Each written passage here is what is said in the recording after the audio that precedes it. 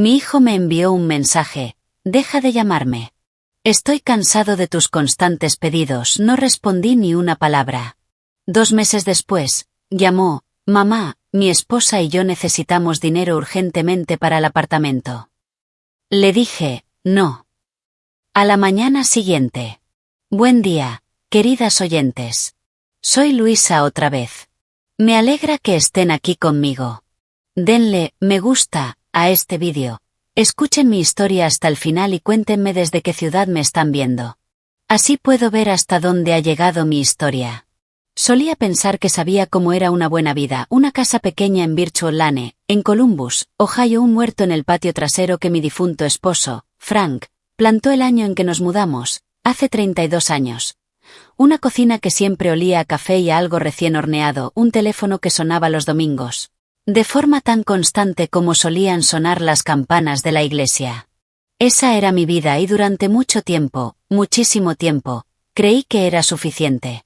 Frank falleció en 2019, un martes de noviembre, en silencio, como hacía la mayoría de las cosas. Después del funeral, cuando dejaron de llegar las comidas que traían los vecinos y dejaron de pasar a ver cómo estaba, me quedé con la casa, el jardín, y Daniel, mi hijo, mi único hijo. Me dije a mí misma que al menos todavía lo tenía a él.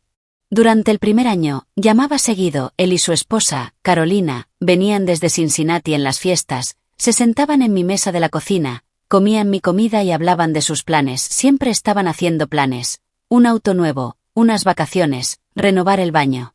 Yo escuchaba, ofrecía ayudar cuando podía. Cuando Daniel mencionó que estaban ajustados un mes, le transferí $800 sin que tuviera que pedírmelo 2 veces. Cuando Carolina necesitó una laptop nueva para su trabajo freelance, un trabajo que nunca terminé de entender, se la compré. Me hacía feliz hacerlo. Eso es lo que hacen las madres, me decía, así es como se ve el amor en la práctica. Pero en algún momento, entre el primer año y el tercero, algo cambió. Las llamadas se volvieron más cortas, luego se convirtieron en pedidos, después, solo eran pedidos. Daniel dejó de preguntarme cómo estaba antes de pedirme algo. Después dejó de preguntar directamente. Yo atendía al teléfono y, en 2 frases, ya estábamos hablando de dinero, de un favor o de algo que necesitaba hacer por ellos. Y cuando intentaba hablar del aniversario de Frank, o de mi cadera que me dolía, o del perro del vecino que se metía en mi jardín, Daniel se quedaba en silencio, de una manera que se sentía como una puerta cerrándose. Lo noté como se nota una corriente de aire en una casa, no de golpe, sino poco a poco, hasta que ya no puedes ignorar que hay algo abierto donde no debería. Carolina, debo decir, nunca fue cálida, sonreía en los momentos correctos y decía lo adecuado, pero sus ojos rara vez acompañaban su sonrisa. Me llamaba Margarita desde el principio, aunque yo me había presentado como Peggy, y nunca lo corrigió. Ni una sola vez en 8 años. Una cosa pequeña, eso me decía a mí misma, me lo decía muchas veces. Los pedidos aumentaron en la primavera de ese año. Daniel llamó 3 veces en una misma semana. Una vez por una tarjeta de crédito, otra por una reparación del auto y otra por algo vago que describió como un bache temporal. Cada vez ayudé, cada vez esperé un gracias que llegaba corto, frío, como si le costara decirlo. Y entonces cometí un error. Lo llamé un miércoles por la noche, solo para hablar. Había tenido un mal día, me dolía la cadera, se me había caído una maceta de cerámica que Frank me había regalado y se había hecho pedazos en el piso de la cocina. Solo quería escuchar la voz de mi hijo. Llamé 2 veces. No contestó. Dejé un mensaje corto. Al día siguiente llamé otra vez. Solo una. Esa noche recibí un mensaje. Todavía recuerdo exactamente cómo entraba la luz por la ventana de la cocina cuando lo leí. Mamá, deja de llamar tanto. Es agotador. Tengo una vida y una esposa, y no necesito que estés controlándome todo el tiempo. Cada vez que llamas es por algún problema o para hacerme sentir culpable. Ya estamos cansados de eso. Me quedé sentada en la mesa durante mucho tiempo después de eso. El café se enfrió en mi taza. Afuera, un cardenal se posó en el comedero de pájaros de Frank, miró alrededor y se fue. No respondí. Ni esa noche ni al día siguiente, ni al otro. Simplemente, guardé silencio. Y en ese silencio, algo dentro de mí, algo que llevaba 3 años ignorando educadamente, finalmente despertó con claridad. El silencio duró 2 meses. No fue un silencio dramático, no de esos de película, donde alguien mira por la ventana bajo la lluvia con música triste de fondo. Fue un silencio común. Me levantaba, hacía café, cuidaba el jardín, leía, me iba a dormir. No llamaba a Daniel, no escribía, no daba explicaciones. Simplemente, dejé de hacerlo. Y en ese silencio hice algo que llevaba años evitando. Me senté en la mesa de la cocina con un bloc amarillo y empecé a anotar cosas. Siempre fui organizada. Frank decía que podría dirigir un país pequeño con mi sistema de archivos. Así que hice lo que me salía natural. Anoté cada aporte económico que había hecho a Daniel y a Carolina desde que Frank murió. No por resentimiento, o no solo por resentimiento, sino porque necesitaba verlo con claridad. Como cuando enciendes la luz para entender qué hay realmente en una habitación. Me tomó 2 noches reunir todos los números. Revisé extractos bancarios, correos electrónicos, notas que guardaba en un cuaderno pequeño en el cajón de la cocina. $800 aquella primavera, 1200 el otoño siguiente, la laptop, 430, un seguro del auto que cubrí solo esa vez, durante 6 meses, porque Daniel nunca volvió a pagarlo. Un hotel para su aniversario, que Carolina sugirió que yo les regalara, dinero en Navidad, dinero en cumpleaños, dinero sin motivo alguno. El total fue un poco más de $19,000 en 3 años. Dejé el bolígrafo y miré ese número durante mucho tiempo. $19,000. Eso no era un regalo, era un patrón. Y yo misma lo había construido. Una pequeña concesión silenciosa a la vez. Porque tenía miedo. Miedo de ser difícil. Miedo de ser ese tipo de madre que no ayuda, miedo, si soy honesta, de quedarme sola. Ese miedo me había costado $19,000.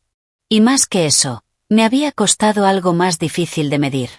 Las mañanas en las que me sentía ansiosa antes de llamar a mi propio hijo, preguntándome si sería una buena conversación, o un nuevo pedido, las veces que me guardé historias sobre mi propia vida porque podía sentir su impaciencia al otro lado del teléfono, la forma en que, poco a poco y sin darme cuenta, empecé a encogerme para caber en el pequeño espacio que él me dejaba. Sentada ahí, con el comedero de pájaros de Frank visible por la ventana y el blog frente a mí, sentí algo aclararse. No era enojo. El enojo es caliente e impreciso. Esto era más frío, más parecido a una decisión. Tenía 68 años, la casa estaba completamente paga, Frank había dejado un seguro de vida modesto pero estable, y yo tenía mis propios ahorros de jubilación, administrados con cuidado durante 30 años. No era rica, pero estaba segura o lo había estado. Antes de empezar a financiar silenciosamente la vida de otra persona sin que nadie me lo pidiera directamente, sin una sola conversación sobre condiciones, gratitud o justicia. Pensé en Carolina, y en cómo había dicho en Acción de Gracias, 2 años atrás. Margarita, realmente eres muy generosa. No como un halago, ahora lo entendía, sino como una confirmación. La confirmación de que el sistema funcionaba. Entonces me pregunté, ¿qué pasaría si ese sistema dejara de funcionar? No tuve que esperar mucho para saberlo. Un viernes por la mañana, 8 semanas después de haber recibido el mensaje de Daniel y no haber respondido, sonó el teléfono.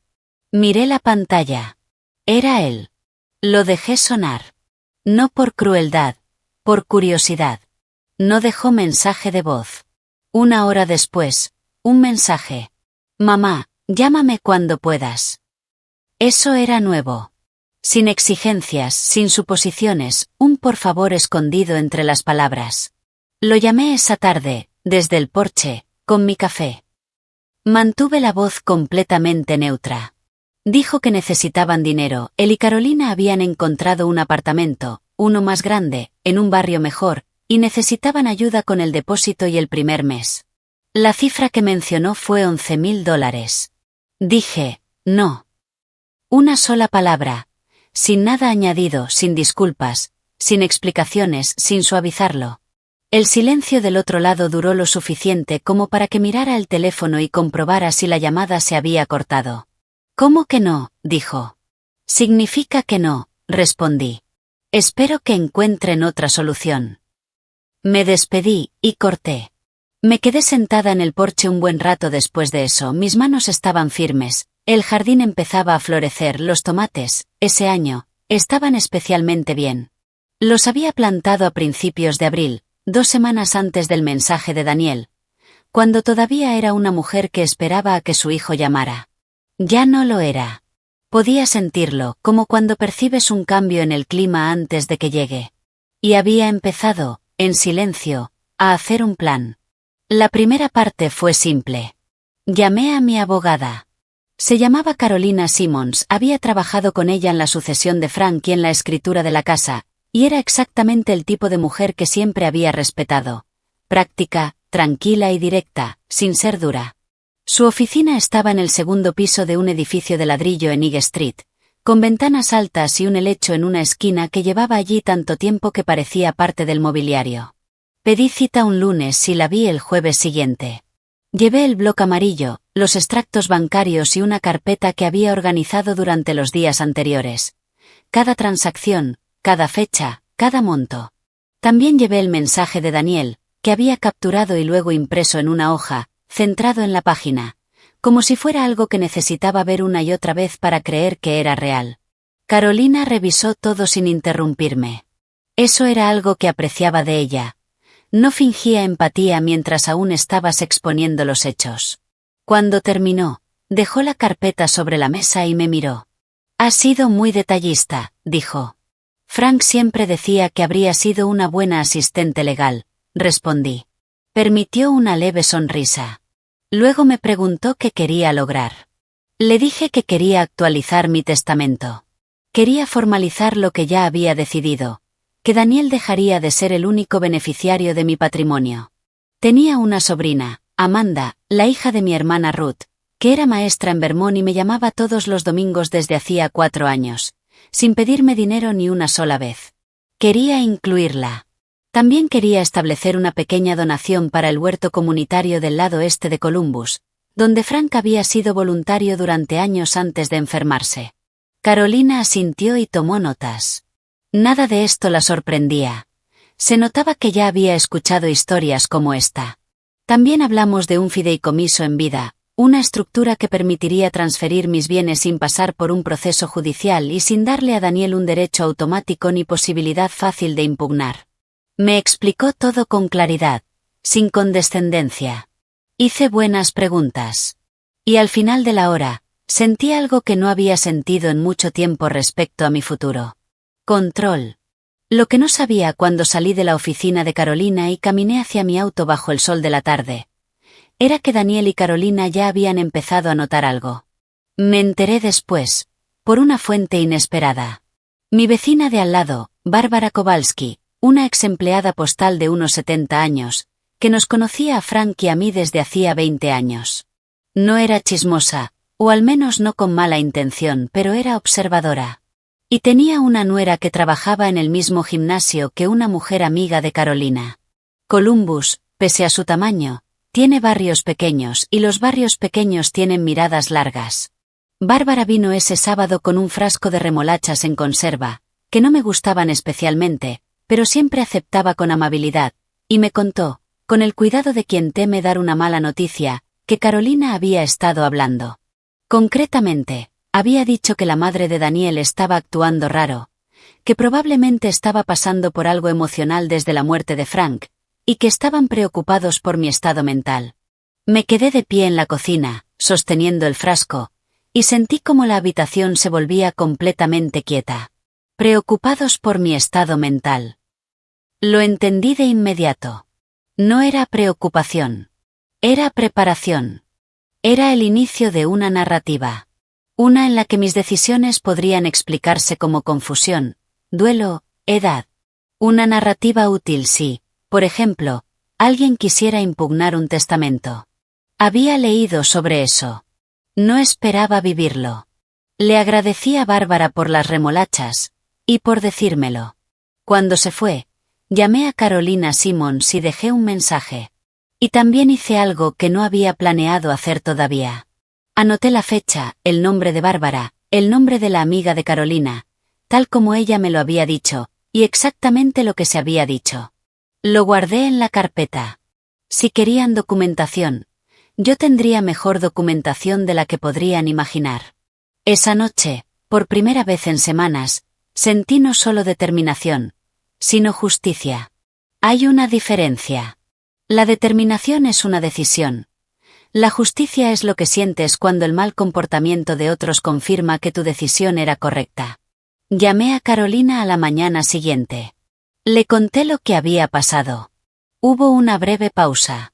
Peggy, dijo, creo que deberíamos avanzar un poco más rápido. Estoy de acuerdo, respondí. El punto de no retorno, entendí, no había sido cuando Daniel envió ese mensaje, ni siquiera cuando le dije que no a los $11,000. Era este momento. El momento en que comprendí que ya habían decidido que yo era un problema que gestionar, en lugar de una madre a la que respetar. Yo no era un problema que gestionar. Era una mujer que había criado a un hijo, enterrado a su esposo, llevado una casa durante 40 años, y organizado una carpeta que resistiría en cualquier tribunal de Ohio. Y recién estaba empezando.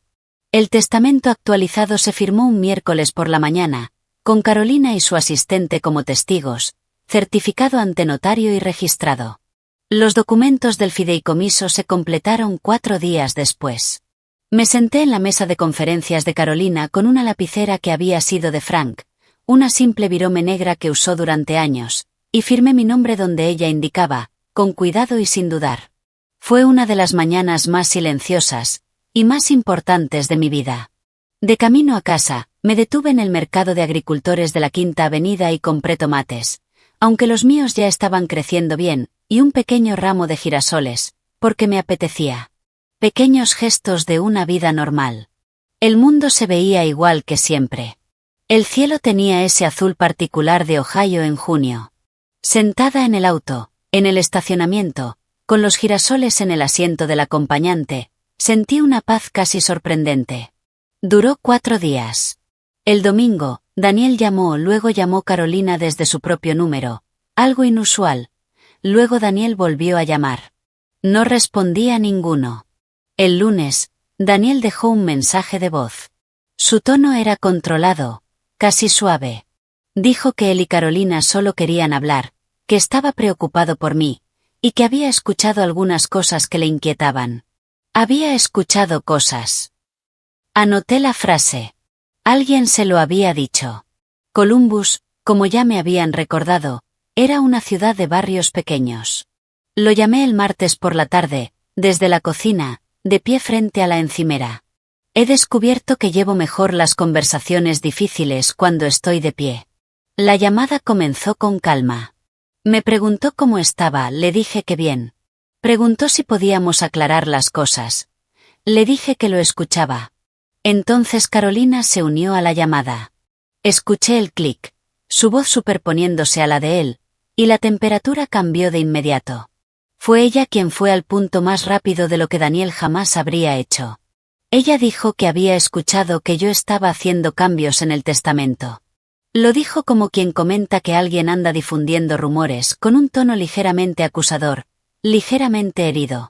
Dijo que, fuera lo que fuera que yo estuviera planeando, no era justo para Daniel, que era mi único hijo, que siempre había estado para mí, que había sacrificado cosas por nuestra relación. No le pregunté qué cosas. Esperé. Daniel dijo que, si yo estaba haciendo cambios en mi patrimonio basándome en algún malentendido, creía que deberíamos hablarlo antes de que hiciera algo que no pudiera revertir. Dije en voz baja, ya está hecho. El silencio que siguió fue distinto al que hubo cuando dije que no a los $11,000. Aquel había sido de sorpresa. Este, era de cálculo. Carolina habló primero. Su voz bajó a un tono que nunca le había escuchado antes, plano. Deliberado. Dijo que, si yo iba a dejar a Daniel fuera de lo que le correspondía por derecho, él no tendría más opción que recurrir a acciones legales, y que ella había hablado con alguien que le dijo que los hijos adultos podían impugnar testamentos realizados bajo presión emocional o influencia externa. Ahí estaba. La narrativa que había estado construyendo. Dejé pasar un momento. Carolina, dije, tengo 68 años. Soy propietaria de mi casa. Tengo una abogada con licencia, documentos correctamente firmados, con testigos y certificados ante notario, y 4 años de registros bancarios que muestran un patrón de transferencias en una sola dirección por más de $19.000. Si quieren impugnar algo en un tribunal, Carolina Simmons figura en los documentos. Pueden llamarla. Otro silencio.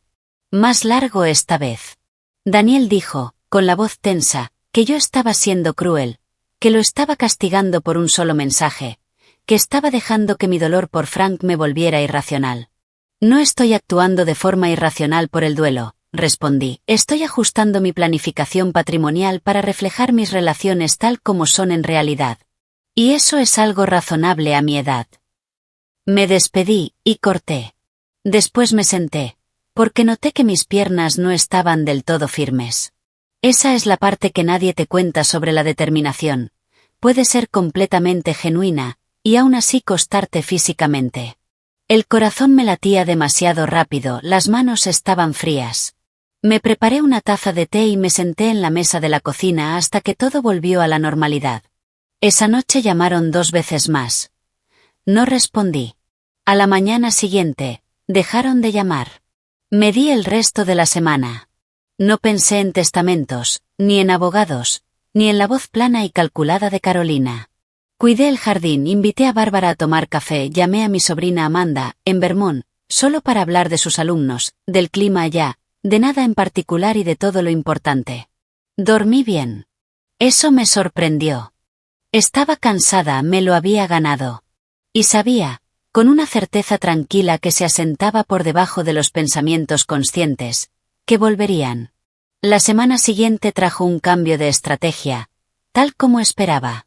Carolina escribió primero, no Daniel, eso ya era una señal. El mensaje era cálido, de esa forma que tienen los mensajes formales. Esperaba que yo estuviera bien. Había estado pensando en mí. Quería que supiera que ni ella ni Daniel querían que las cosas fueran así. Dijo que me había comprado algo, un libro de jardinería que había visto y que le hizo pensar en mí, y preguntó si podía pasar a dejármelo. Leí el mensaje 2 veces. Luego dejé el teléfono y terminé mi desayuno. El libro de jardinería era un movimiento nuevo. En 3 años de conocer a Carolina, nunca me había traído un regalo sin motivo. Estaba comunicando algo con ese gesto, y ese algo no era amabilidad. Era la primera jugada de una renegociación. Quería acceso. Quería sentarse en mi cocina, mirarme a la cara, medir cuán seria estaba, cuánto había avanzado todo, y si aún quedaba algo que pudieran recuperar de su lado. Respondí 1 hora después. Gracias por pensar en mí. Todo está bien. Me pondré en contacto cuando esté lista para vernos. Ni hostil, ni abierta. Daniel llamó 2 días después. Respondí. Había decidido que era mejor saber que estaban intentando que dejar que lo hicieran en silencio. Fue cuidadoso. Preguntó por mi cadera, la primera vez en meses que preguntaba por algo físico. Mencionó un recuerdo de Frank sin que yo lo sacara, de una forma que se sentía preparada. Dijo que había estado pensando mucho. Yo escuché. Dije ajá, en los momentos correctos. No ofrecí nada. Antes de cortar, dijo casi de forma casual, como quien finalmente llega al punto al que quería llegar, que esperaba que pronto pudiéramos volver a la normalidad. Dije, yo también lo espero, Daniel. Y era verdad, en el sentido de que esperaba que él se convirtiera en alguien con quien pudiera tener una relación normal. Si eso era posible, estaba por verse. Después de cortar, me quedé sentada un momento y observé lo que pasaba dentro de mí. ¿Había alguna parte que quisiera ceder? ¿Aceptar el libro? ¿Dejar que todo volviera a ser como antes? Sí. Por supuesto que sí. Quiero ser honesta con eso. Era mi hijo. Lo había sostenido en brazos cuando tenía apenas horas de vida. Sabía cómo sonaba su risa a los 7, a los 17 y a los 30. Había una versión de mí que siempre iba a estremecerse ante la idea de una distancia permanente con él. Pero también sabía cómo se veían $19.000 en un bloc amarillo. Sabía cómo se veía en una pantalla, deja de llamarme, eres agotadora. Y sabía cómo sonaba, Estamos preocupados por su estado mental, cuando te lo cuenta una vecina, sosteniendo un frasco de remolachas. Ambas cosas podían ser ciertas al mismo tiempo. Amaba a mi hijo, y ya no estaba dispuesta a financiar una relación que solo funcionaba en una dirección. El apoyo, cuando llegó, no fue dramático. Fue Bárbara, que vino 2 veces esa semana, una con sopa, otra sin nada, solo para sentarse conmigo en el porche. Fue Amanda, que llamó ese domingo y dijo, sin conocer los detalles: «Tía Peggy, suenas distinta, más firme, ¿estás bien?». Y cuando le conté parte de lo que estaba pasando, escuchó.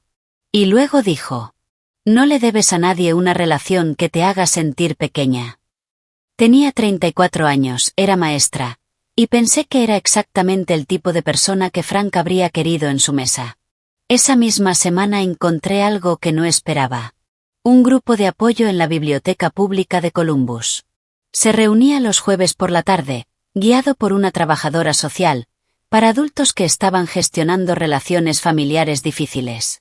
Había visto un folleto meses atrás y lo había guardado en el mismo cajón mental donde pongo las cosas que considero indignas de necesitar.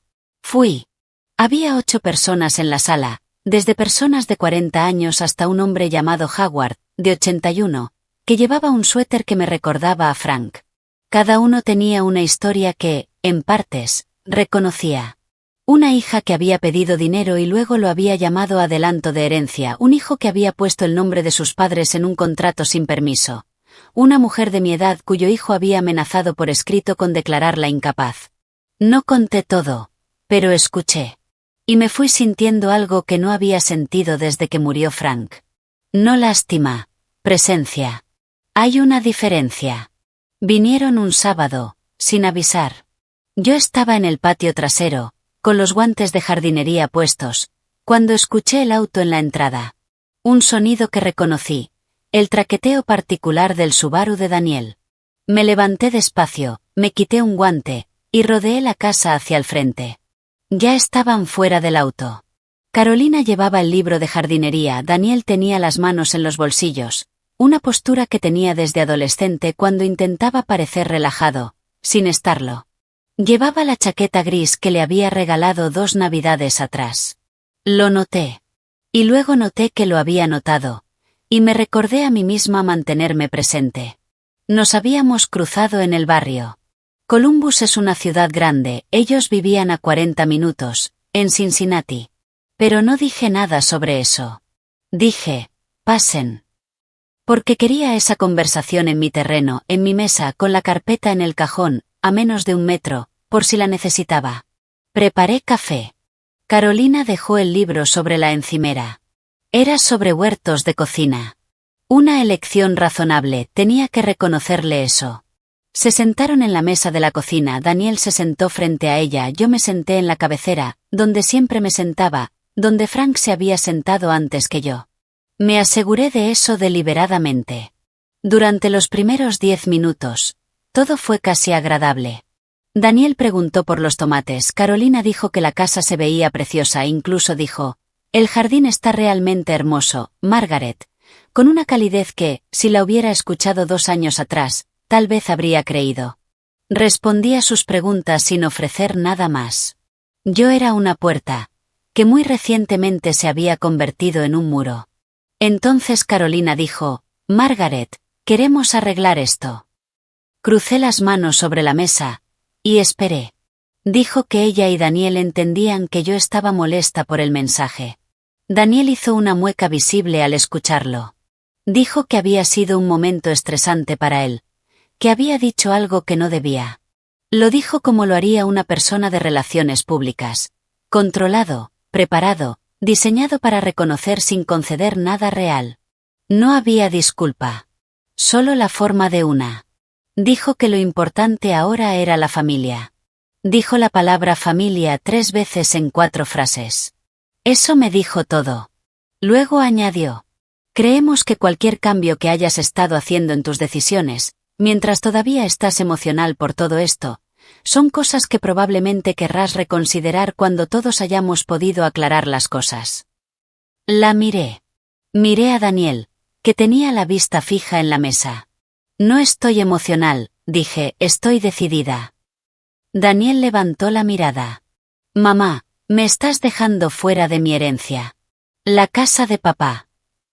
La casa de tu padre me la dejó a mí, respondí, nunca fue tuya. Y he tomado decisiones con una abogada habilitada con las que estoy completamente conforme. La voz de Carolina cambió entonces. No subió el volumen, pero se tensó. Como un cable que ha sido estirado más allá de su punto natural.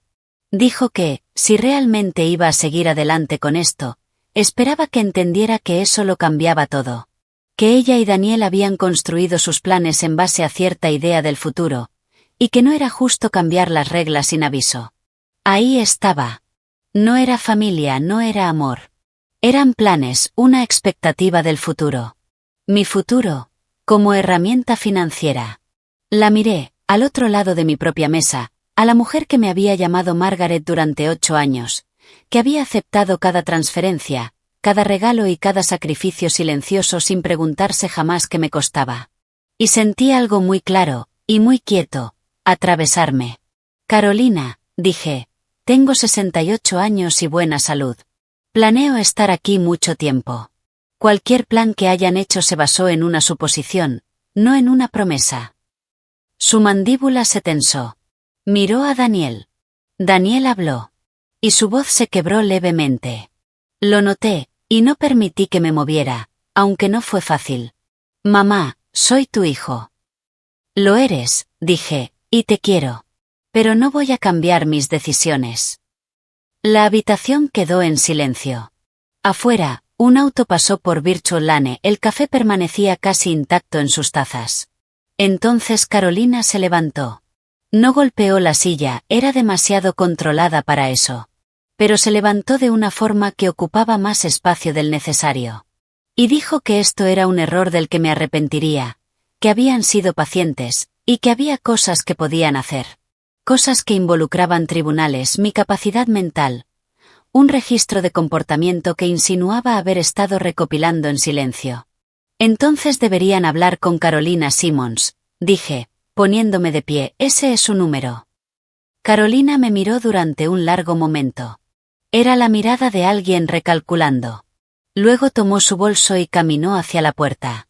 Daniel se quedó medio segundo más. Sus ojos recorrieron la cocina, la encimera, la ventana sobre el fregadero, el comedero de pájaros en el jardín. Y entendí que estaba mirando todo como se mira algo que no sabe si volverás a ver. Luego la siguió. Se fueron.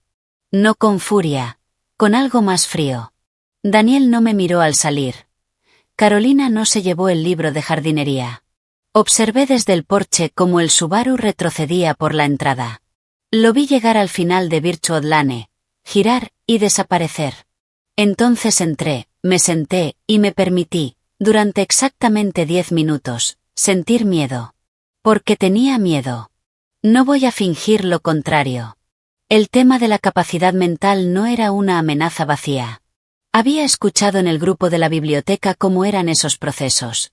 Cuánto costaban, cuánto podían alargarse, lo agotador que era demostrar la ausencia de algo.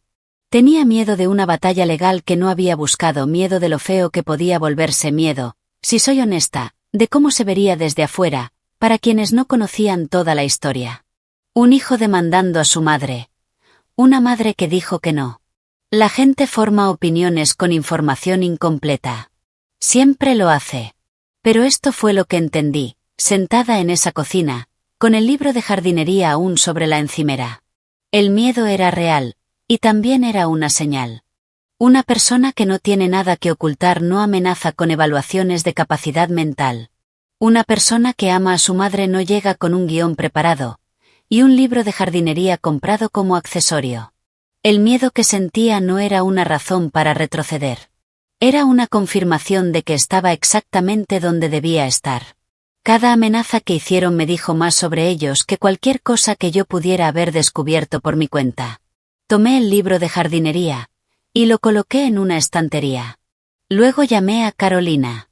En las semanas desde que la había contactado por primera vez, tras lo que me contó Bárbara, Carolina había estado trabajando en silencio, con precisión. Cuando le conté sobre la visita del sábado y la amenaza sobre mi capacidad mental, no se alarmó como yo esperaba. Dijo: «Bien. Que lo intenten». Y luego me explicó lo que ya había hecho, y lo que había preparado exactamente para ese escenario. Porque Carolina, resultó, llevaba 31 años en esto, y reconocía este tipo de casos cuando los veía. En nuestra segunda reunión, me había recomendado llevar un registro detallado: fechas, conversaciones, contenido. Y yo lo había hecho con constancia, en un cuaderno aparte que guardaba en la encimera, junto al teléfono, como mi madre guardaba su recetario. También, como parte de la documentación del fideicomiso, había incluido una evaluación cognitiva completa que yo misma me había realizado con mi médica de confianza desde hacía 15 años, la doctora Patricia Moore. Un registro completo de mi lucidez mental y capacidad de decisión, fechado y firmado, que dejaba claro que había actuado con plena conciencia. Y Carolina había hecho algo más. Algo que me contó esa misma noche, cuando ya se me había calmado el estómago. Había enviado una carta formal, una notificación de cortesía, la llamó, a la dirección de Daniel y Carolina en Cincinnati. En ella constaba que había sido contactada respecto a una posible impugnación del testamento, se detallaba la documentación existente, se listaban los registros financieros que yo había recopilado, se hacía referencia al mensaje con fecha, y se señalaba, de forma profesional y clara, que cualquier intento de cuestionar mi capacidad sería respondido con la evaluación médica existente y con un proceso completo de revisión financiera. Eso implicaría que ambas partes tendrían que presentar sus propios registros financieros y demostrar la legitimidad de cada transferencia recibida. En otras palabras, si iniciaban un proceso, todo saldría a la luz. Todo. Cada transferencia, cada fecha, cada monto, cada mensaje. Todo expuesto en un tribunal de Ohio, ante un juez sin vínculo emocional con la historia, que leería los números igual que yo los había leído en mi mesa de cocina. Con claridad, y sin indulgencia. La carta había llegado a su dirección el jueves, 2 días antes de la visita del sábado. Eso significaba que, cuando llegaron a mi casa con el libro de jardinería y su discurso preparado, ya sabían exactamente en qué terreno estaban entrando. Y aún así vinieron. Eso me dijo algo importante sobre su desesperación. Las personas desesperadas, había aprendido, hacen movimientos predecibles. La escena decisiva no ocurrió en un tribunal. Ocurrió un martes por la mañana, en la oficina de Carolina, con las ventanas altas y el helecho antiguo. Carolina había enviado una comunicación de seguimiento sugiriendo que, si Daniel y Carolina querían hablar del asunto, podían hacerlo en un entorno estructurado, con todas las partes presentes. Aceptaron. Eso me sorprendió. Pero quizás se habían convencido de que, en persona, aún podían cambiar algo. Quizá Carolina, en particular, creía que la combinación correcta de palabras, en la sala adecuada, aún podía redirigir la situación. Había manejado a Daniel durante años. Tal vez pensó que también podría manejarme a mí. Daniel se sentó frente a mí, en la mesa de reuniones de Carolina. Carolina se sentó a su lado, con un blazer que llevaba como una armadura. Carolina, la abogada, se sentó en la cabecera. Yo me senté frente a Daniel, con la lapicera de Frank en el bolsillo de mi chaqueta, aunque no tenía intención de usarla. Solo quería tenerla ahí. Un pequeño ancla privada.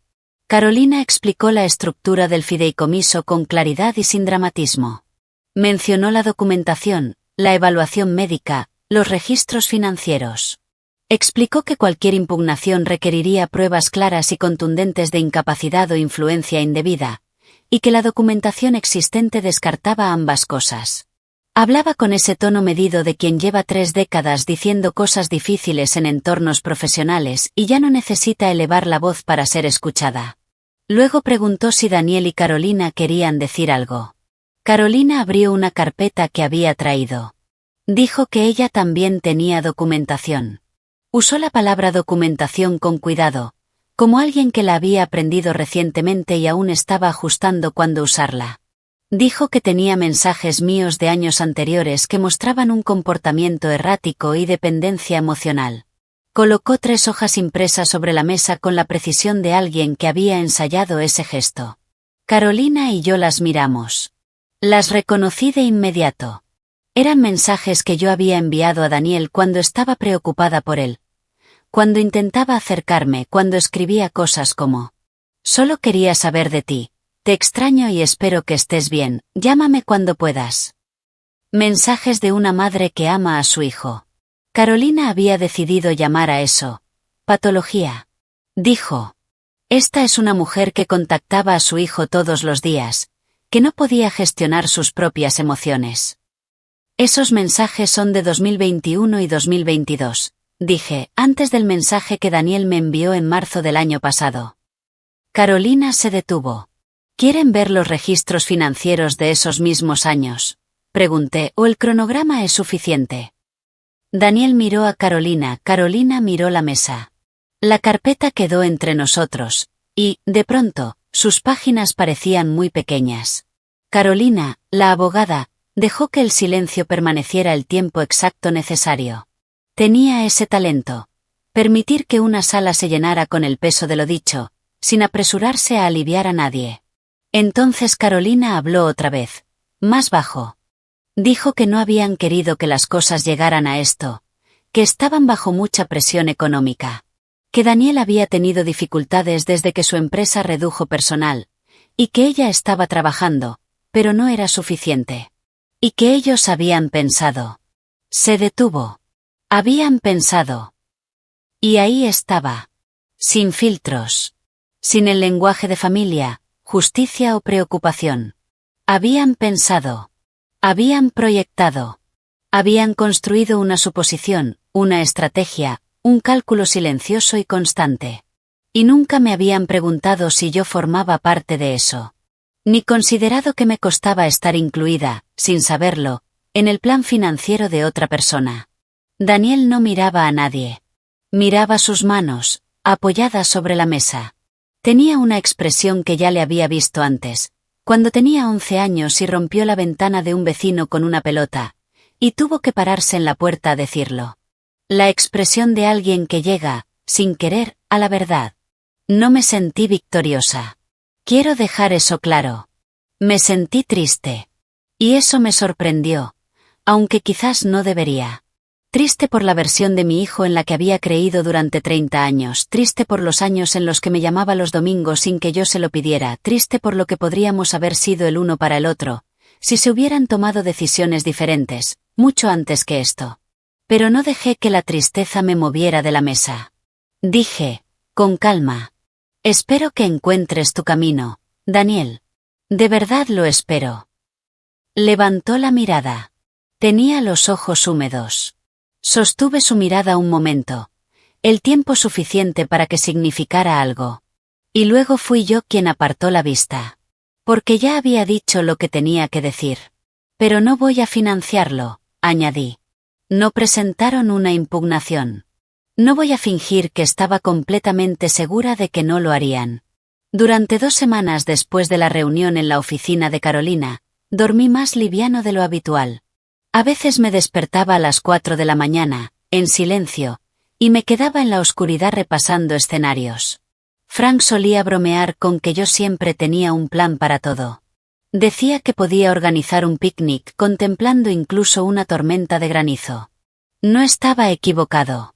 Y esa capacidad me servía ahora. Había pensado todos los escenarios. Sabía qué implicaba cada uno. Y estaba preparada para todos. Tenía los documentos, tenía el registro, tenía la evaluación de la doctora Moore, tenía $19,000 en comprobantes, y un mensaje impreso en una hoja. Estaba lista. Pero no presentaron nada. Carolina recibió una breve carta de un asistente legal de un pequeño estudio en Cincinnati. No era una presentación formal, ni una demanda. Era una consulta. Una forma de tantear el terreno. La carta era vaga, cuidadosa, el trabajo de alguien a quien le habían pedido enviarla sin darle demasiada información. Carolina respondió con 2 párrafos. Resumió la documentación, y reiteró la posibilidad de una revisión financiera completa. Después me dijo que, en su experiencia, este tipo de consultas, exploratorias, no comprometidas, casi nunca avanzaban cuando la otra parte entendía lo que implicaba realmente un proceso de descubrimiento financiero. Tenía razón. No volvieron a insistir. 3 semanas después de la reunión en la oficina de Carolina, recibí una carta de Daniel. No un mensaje, no un audio. Una carta. Escrita a mano, en una hoja blanca, con su letra inclinada ligeramente hacia la izquierda, esa que había visto formarse durante décadas. Reconocí su letra como se reconoce una voz. Antes de leer, antes de pensar, simplemente lo sabes. No era exactamente una disculpa. Era algo más complejo, y, creo, más honesto de lo que habría sido una disculpa en ese momento. Dijo que, después de la reunión, entendía que las cosas habían llegado más lejos de lo que había imaginado. Que él y Carolina habían manejado mal su situación financiera, y que habían sido injustos conmigo. No habló en detalle de Carolina. No lo haría, y no lo esperaba. Ni lo necesitaba. Pero el pronombre fue importante. Nosotros. No ella. No estaba desviando toda la responsabilidad. Y respeté eso más que habría respetado una carta que la señalara a ella como única responsable. Dijo que no esperaba que cambiara mis decisiones. Dijo que esperaba que, algún día, pudiéramos estar en la misma habitación sin que fuera una batalla. Dijo que extrañaba a Frank. Esa frase la leí varias veces. Me quedé sentada en la mesa de la cocina durante mucho tiempo, con la carta. La luz era la de la tarde, baja, cálida. Esa luz ámbar del otoño en Ohio que entra inclinada por la ventana y cae sobre la mesa en un rectángulo que se desplaza lentamente sobre la madera. Finalmente, guardé la carta en un cajón. No en la carpeta. En el cajón donde guardo las cosas que pertenecen a la parte de mi vida que sigue siendo blanda, y no resuelta. El reloj de Frank estaba allí, una foto de nuestras primeras vacaciones. Cosas que no se archivan, solo se sostienen. No respondí de inmediato. Dejé pasar 2 semanas, de forma deliberada. No por crueldad, sino porque había aprendido, a un costo alto, el valor de responder desde la claridad, y no desde la emoción. Luego le respondí con un solo párrafo. Le dije que lo había escuchado, que no quería un distanciamiento permanente, pero que necesitaba tiempo, y que cualquier relación futura entre nosotros tendría que construirse sobre bases diferentes a las que habíamos tenido en los últimos años. Le dije que creía que era capaz de ser más de lo que me había mostrado en los últimos 3 años. Le dije que creía en eso, y que dejaría espacio para que sucediera, pero que no iba a esperar indefinidamente. Le deseé lo mejor, de verdad. Firmé como siempre. Con cariño, mamá. Luego la cerré y la envié por correo. A la antigua, como Frank y yo solíamos mandar cartas a su madre cuando aún vivía, antes de que las llamadas telefónicas se convirtieran en lo habitual. Había algo importante en ese gesto físico. Doblar el papel, cerrar el sobre, caminar hasta el buzón en la esquina de Birchwood Lane, en una mañana gris de octubre. Se sintió como un punto final. El cierre de una frase muy larga. No recibí respuesta. Y estuvo bien. Había dicho exactamente lo que quería decir, ni más, ni menos. El fideicomiso permaneció tal como Carolina y yo lo habíamos diseñado. Amanda estaba incluida, el huerto comunitario también. Daniel no quedó completamente excluido. En una modificación posterior incluí un legado modesto, porque desheredar por completo a un hijo es una decisión que, creo, debe tomarse con claridad, no con enojo. Y cuando lo hice con calma, en una hora tranquila en la mesa de la cocina, con la lapicera de Frank y mi blog, me di cuenta de que no quería borrar por completo. Quería proporción. Al final, le dejé exactamente lo que había ganado en los años en que lo vi con claridad. Algo modesto, y nada más. Carolina no volvió a contactarme. Ni mensajes, ni llamadas, ni cartas. Su silencio fue total e inmediato, lo que confirmó lo que ya sospechaba. Su interés en la relación había sido exactamente tan instrumental como parecía. Cuando el instrumento dejó de funcionar, no quedó nada. No lamenté eso. Había dejado de lamentar cosas que, en realidad, nunca existieron. El libro de jardinería que había dejado seguía en mi estantería. Con el tiempo se lo di a Bárbara, que tenía más interés en huertos que yo. 2 semanas después me envió un mensaje diciendo que ya había probado 2 recetas, y que el diseño del cantero de hierbas en la página 47 era absolutamente brillante. Me alegró que el libro encontrara a alguien que pudiera aprovecharlo. Carolina registró los documentos finales del fideicomiso un miércoles por la mañana de septiembre. Los firmé en su mesa de reuniones, con la lapicera de Frank, y le estreché la mano. Ella la sostuvo un instante más de lo habitual y dijo simplemente: «Bien hecho, Peggy». Le di las gracias. Y lo sentía de verdad. Salía una tarde que empezaba a enfriar hacia el otoño, de esas que huelen a hojas secas y a humo lejano. Me quedé un momento en la vereda, frente al edificio de Carolina, mirando el cielo, ese azul pálido tan particular de Ohio en septiembre. Pensé en Frank. No con tristeza, sino con gratitud. Agradecida de que me hubiera conocido, agradecida de haberlo conocido y agradecida de que la vida que me dejó siguiera siendo mía, para vivirla en mis propios términos. Volví a casa por High Street. Entré en mi driveway en Birchwood Lane. Los tomates ya habían terminado, el jardín estaba limpio, preparado para el invierno y para la primavera. Entré, preparé una taza de té y me senté en la mesa de la cocina, en silencio. En ese silencio bueno, simple, de una casa que era completamente mía. Nadie me había quitado nada. No se lo había permitido.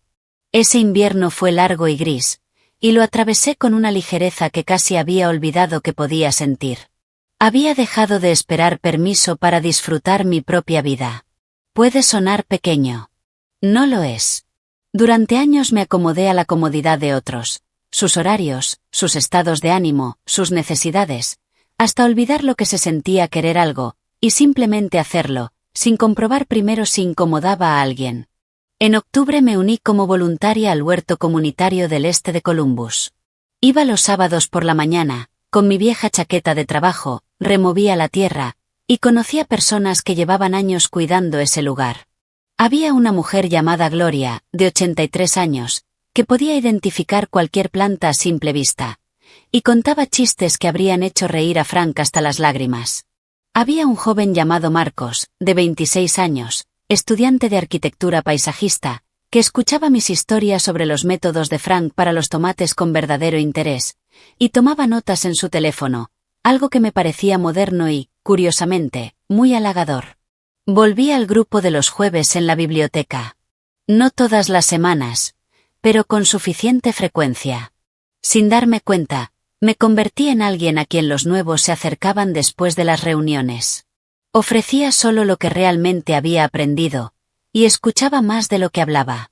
Hay una utilidad especial en haber atravesado algo, no intacta, pero sí entera, y estar dispuesta a decirlo con honestidad a quien aún está en medio de ello. Amanda vino para Acción de Gracias. Condujo desde Vermont, llegó con una botella de vino y un abrazo largo en la entrada, y cocinamos juntas la comida completa, como me había enseñado la madre de Frank. Comimos en la mesa de la cocina, con todas las extensiones abiertas, solo nosotras dos, hablando durante horas de todo y de nada. Es el mejor Acción de Gracias que he tenido en años, dijo mientras comíamos el postre. Dijo que quería venir más seguido. Le dije que me encantaría. Y lo dije sin reservas. Sin ese pequeño asterisco ansioso que antes acompañaba cada expresión de necesidad. Mi cadera mejoró. Empecé a hacer ejercicios en el agua en el centro comunitario, dormía 8 horas, cocinaba comidas reales, y llamaba a la gente cuando quería hablar. Sin calcular si estaba molestando a alguien. Lo entendí con cierta sorpresa, feliz. No la felicidad de recibir algo. La felicidad de no quitarme nada a mí misma. En cuanto a Daniel y Carolina, el contrato del apartamento no se concretó. El depósito nunca apareció. El propietario siguió adelante. Se quedaron en su apartamento en Cincinnati. El trabajo freelance de Carolina no prosperó. Terminó tomando un empleo a tiempo parcial en una tienda. Daniel encontró otro trabajo, pero con un salario más bajo. El futuro que habían proyectado en silencio, el que incluía mi casa, mis ahorros y mi cooperación, nunca llegó. Y se quedaron, como todos en algún momento, solo con lo que realmente habían construido por sí mismos. Nada de esto me alegró. Lo que yo quería era proporción. Que quienes habían construido planes sobre mis recursos, enfrentaran la realidad de los suyos. Y esa realidad llegó, como siempre llega cuando dejas de proteger a otros de ella. Supe por Amanda que Carolina había dicho que nunca pensó que la madre de Daniel realmente lo haría. Que nunca creyó que yo realmente lo haría. Me quedé pensando en eso un momento. Luego me puse la chaqueta y caminé hacia el huerto. Era sábado. Y Gloria había dicho que estaría allí. Los canteros estaban listos, la primavera se acercaba. El silencio no es debilidad. Un no bien dicho no es crueldad. Y el amor real, no te exige que te hagas más pequeña para poder encajar en él. Si alguien en tu vida te ha hecho sentir culpa por tener límites, hazte una pregunta. ¿Quién se beneficia de esa culpa? Si esta historia se quedó contigo, compártela, deja un comentario y cuéntame. Gracias, de verdad, por escuchar.